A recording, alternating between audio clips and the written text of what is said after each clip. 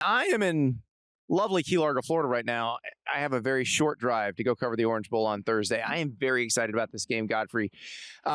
Do we want to talk about this in football terms first, or do we want to talk about it in social media stereotype storylines first? I feel like I'm zagging on you here, but like I'm interested in the football part of this. Like look, God knows we've talked about NIL enough, man. Like I don't care how the front seven got assembled in Lubbock. I just think it's so, but that's what makes this funny, because you said you don't care how the front seven got assembled in Lubbock. This is new money against just new money. yeah. It's a battle. It's a battle of cul-de-sac mansions. Yeah. Oregon has become East Egg and Lubbock is now West Egg. It's like a 2015 lottery winner complaining about a 2024 lottery winner moving into some McMansion. I mean, that's why I'm sort of exhausted by it. It would be more fun to transpose these against Blue Bloods. I think it's hilarious. No, it is definitely funny. Yeah. But also the Oregon fans are not guilty of this, by the way. The Oregon fans are like, we don't care. No. In fact, I think, and again, I haven't like scanned for every quote here, but I kind of fell into the Alabama-Indiana preview thing. I think because of the big sort of cudgel of SEC versus fake pretender or Big Ten, North-South. This one, it's funny because the last time anyone said anything really, really critical about some sort of like moral transgression of NIL, it wasn't Texas Tech. It was when Mike Gundy talked a little bit of that smack against Oregon, and they dropped 66 on him, 77, something like that. I can't remember what the total in that game was. 69-3 was the final of that game. It was very bad. Basically disintegrated Mr. Gundy and his mullet. So I don't think you'll have anyone casting aspersions on the construction of either team's roster. I think if you ask Dan Lanning, they're way more concerned about the pass rush and about what they can do up front and about how genuinely horrific Rodriguez and Bailey can make your life and your reads and progressions and decision making. However, Andy, we got to talk about Texas Tech's offense at some point, because a front seven can do a lot of things, and defense travels in the playoffs, right? That's a football maxim that I think applies from high school to the NFL. And I think when you get to the postseason, having a defense like theirs and a pass rush is probably the most impactful thing you could have as a unit, but you got to score points. And I'm curious, like, exactly what kind of Texas Tech offense we're going to get here. Because Oregon, by the way, not bad. It's like we've turned all this into the NIL Texas Tech front, but like Oregon is very, very good on defense. Yeah. I mean, Oregon has a plethora of future NFL starters on their defense. Yeah. Like Mateo Uyunglele is awesome. He's fantastic. Bryce Betcher is awesome. They have a bunch of good players. And that's my question, because I do think as good as Texas Tech's defense is, I think Oregon should be able to score on them a little bit.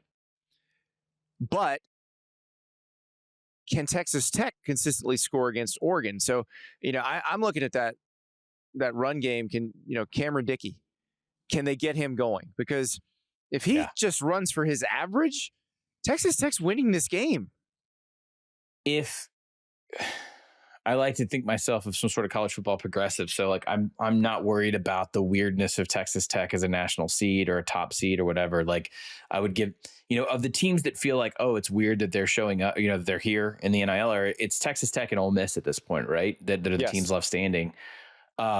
Texas Tech, I would take their NIL situation or their roster construction over Ole Miss right now, except for the fact that Baron Morton has a leg injury. And he's going to have to be some kind of mobile in order for this to work. For them, they have the ability to win the remaining games. They have the ability to go to the national championship because of their defense. However, you still have to be in the neighborhood of 20 plus points. Look at their games this year, right? Yeah. Look at the scoring margins. If this is a situation where Oregon is able to hound him early and turn the ball over, I do think, Andy, as good as Tech's defense is, I think Oregon is creative enough to score some points. This feels like a kind of weird and low scoring game, maybe with a couple chunk plays and a couple sort of chess match moments where maybe Tech overloads in a moment, or maybe Oregon finds an open space or something like that. I don't think this is a blowout either way. This is the game I'm most interested in of the four. by the way. I know we weren't voting on any of this. It's just, it feels new and weird and different. And It's fascinating. it's strength on strength, to, with the creativity of Oregon's offense. Like that's what's another interesting aspect. to me, Godfrey, if we think about it, Oregon's not new anymore. Like, No, Oregon has played for the national title twice in the last 15 years. they're a helmet. They're a legacy brand or whatever you want to call it. I know that, they don't have national titles from the 60s like some other teams, but at this point, I mean, they're 30 years into being a national name. Yeah. Now, they got Gary Bryant Jr. and DeCorian Moore back. The question is, are they going to get Evan Stewart back, who's been hurt since the spring? He wasn't at practice on Saturday, or at least the reporters didn't see him in the period they could watch. So I don't know that he winds up coming back. That's the thing I was wondering, is if Stewart were to come back, and then you've also got Moore and Bryant back, kind of full speed for the first time really since before the Iowa game. Could this be an entirely different Oregon offense than what Texas Tech's really been able to see on film? In terms of comps, I don't think that on either side of the ball, Oregon is anything that Texas Tech has really seen this season. And that's not a slight against the Big 12. I just think that, again, maybe there's a little bit of an Indiana schedule situation from last season here. It's a slight against the Big 12. There's nobody in the Big 12. Well, I was trying to mean, I was this level of skill, talent, and offense. There's nobody close. No. When you were asking about that, like in terms of whether they're totally healthy or not, and then my brain went to, okay, well, if I'm taking a step off of this, what could have simulated this for them? And it's just not there, honestly. There's a physical win at Utah, and then there's physical wins against BYU twice. But when we say physical, that's also code for, hey, they're well coached and they're tough, and we like their head coaches and their identities. But like in terms of raw NFL level talent, like it's really hard to find it on the schedule the NFL this season. Talent. What you're saying is the NFL talent they've seen tends to be on the line of scrimmage. They've not seen a lot of NFL skill in their opposing offenses. Yeah. Correct. And also, like, it's honestly not even close when you think about the teams that could run something similar to Oregon, like a UCF. What's the one team that they saw with an NFL quarterback and an NFL wide receiver won? On their schedule this year? Mm-hmm. There's one. Was it Arizona State? It was. Yeah. Yeah. The game they lost. Yeah. Now, granted, Baron Morton didn't play in that game, so Texas Tech was limited offensively. But that is the best quarterback they saw. Sam Levitt's an NFL quarterback. Jordan Tyson, definitely an NFL receiver. Yeah. So that's what, Andy, that's kind of scary because everyone is like, I breezed past that loss as an internal injury related issue with Morton. But you're right, in terms of skill position talent, that's probably the best offering they saw. Now, they only scored 26. Right. I mean, it wasn't like they got their doors blown off. Yeah. No. But if Oregon scores 26, does Oregon win this game? I think there's a chance. Definitely. No, that's what I think is going to happen. I think either way, this is going to be kind of a wonky and somewhat low scoring finish because I think it's going to require some creativity. Hey, you want to talk about like we toss out next day evaluation, we do our Sunday shows. We don't really base things off the first 15. I'm going to be fascinated to see what the first 15 plays for both of these teams look like, what they want to show early, and what they're trying to see from the opposing defense, especially when Oregon's on offense. That's going to be really interesting. They have been quiet and conservative and kind of come out in the first round of the boxing match in several big games this year, taking it a little bit, kind of checked out. Okay, like the Iowa game comes to mind. There's a couple other games where I need to pull up Oregon's schedule where they've kind of come out and just evaluated. I think they did this against Washington too, off the top of my head. You just walked me into something. Yeah. Do you remember who was like that last year in the regular season and then won their first playoff game and then came out blazing fire in the quarterfinals offensively, taking shots that they hadn't taken all year? Refresh me. It was Ohio State against Oregon. That's what I thought. Okay, that's what I thought you were going to say. Yeah. They weren't fully realized until they got there. Yeah. Oregon could be that. And that's, I said this when the bracket came out. Oregon getting James Madison first rather than having a bye, especially after what happened to Oregon last year, feels like the best thing that could have happened for Oregon. Like they're now lubed up properly and they are ready to go. They have gotten the this is how the playoff works out of their system. Because I mean, when they took the field against Ohio State last year, they had no chance. Ohio State was completely warmed up and ready to operate at premium optimum capacity. No, that's Oregon the may be fastest that I've now. ever seen a major game end. Yeah. I want to because it's not like that Oregon team stunk. That Oregon team was awesome, and they got destroyed. Yeah. I mean, it was that was as definitive and embarrassing a moment as, but it was also, like you said, it was unavoidable. Yeah. I mean, man, that's a big comparison to make. I mean, if you're right, you're gonna look like a genius. Definitely. I feel hesitant I think there I might because do that if I'm Will Stein. Like, no, I know Will Stein's been pulling double duty because he's the new Kentucky head coach. Yeah. But I might. Obviously, Dan Lanning has significant input on tone and theme of the first 15. Maybe not the exact calls, but he'll tell them this is what I want tonally. It may be like they may want Kendrick Lamar's "Not Like Us" to be playing as the plays are run. Like, you think you bought a nice team? We've been buying nice teams. Yes. I mean, this is going to feel like a no-brainer type of statement. Like, obviously, if you could score quickly and aggressively and put them on their, it put Morton, again, an injured, not 100% and somewhat suspect. Like, the worst part of Texas Tech's construction right now is a quarterback play. Okay. So yes, you would love for them to come out on the heels of some like chunk play touchdown on play 3. That feels like vintage, or that feels like Chip Kelly, Oregon, right? You would love for that to happen, because the more stress that you put on Morton, the faster Oregon can win this game.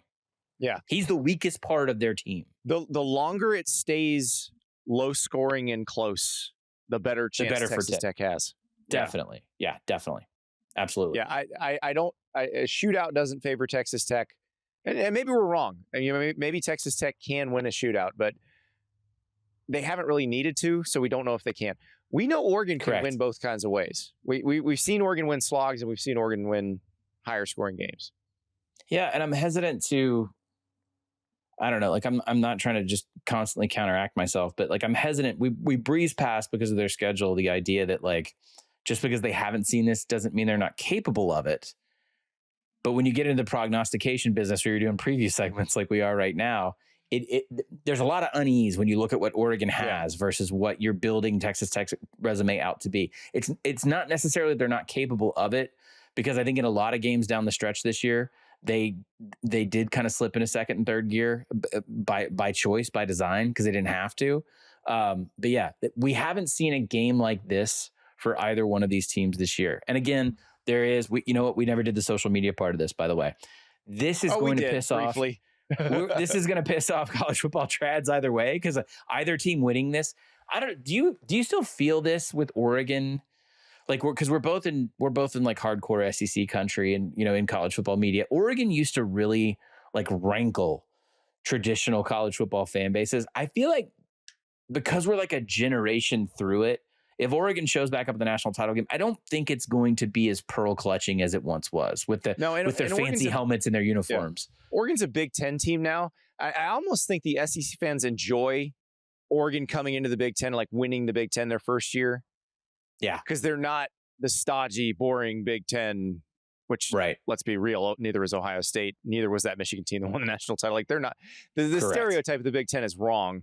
But Oregon, they think it's 18 Iowas. And it's not. Right, exactly. But Oregon coming in and winning that, I think probably broke a little bit of the, I'm against this new thing. It's more like now, they've been really good. I like them better than those other teams. So I'm okay with them now. I would say this, man, like based on the national perception of Oregon. Also, people love Lanning. Everybody loves Lanning. Yeah. Well, that's the coach you would hire if you could hire anybody, right? If you're the casual fan. The national perception of Oregon, even we're talking over a 25-year span, is largely built on big moment postseason games. And we've talked this to death about how they changed in the trenches and they changed with Mario. And now it's a fact under Dan. Like they operate like a top end Big Ten team, right? They are line focused and line built, SEC, and they can run. Yeah, absolutely. Yeah. Like a power 2 team, I should say. Yeah. They can run on you. They can be creative, but they're not afraid of the physicality. They are not that 2014 national title team anymore. But the nation hasn't had a chance. And this is why the Rose Bowl was so detrimental to the Oregon brand. Yeah. The nation hasn't had a chance to see Oregon on the biggest stages possible hold serve and command 3.5 yards if that's what it takes, and control a game. So this is an opportunity, and maybe the next game against a bluer blood would be a better opportunity, but it has to start now for them to change that narrative. The bluer blood if chalk holds is Indiana, by the way. I mean, you take what you're given. It'd be a revenge game. You take what you're given. Speaking of we're chalk just gonna in have Vegas, to get used to Indiana, folks. Like, I'm sorry, you're just gonna have to get used to it. Speaking of chalk in Vegas, by the way, Oregon is a 1.5 point favorite in the season. It's essentially a pick 'em, so it's going to be fun. I'm excited. I don't know what's going to happen. I love that we've talked ourselves into about 6 different outcomes. Definitely, yeah. That's the kind of game you want. I'm just excited to see it.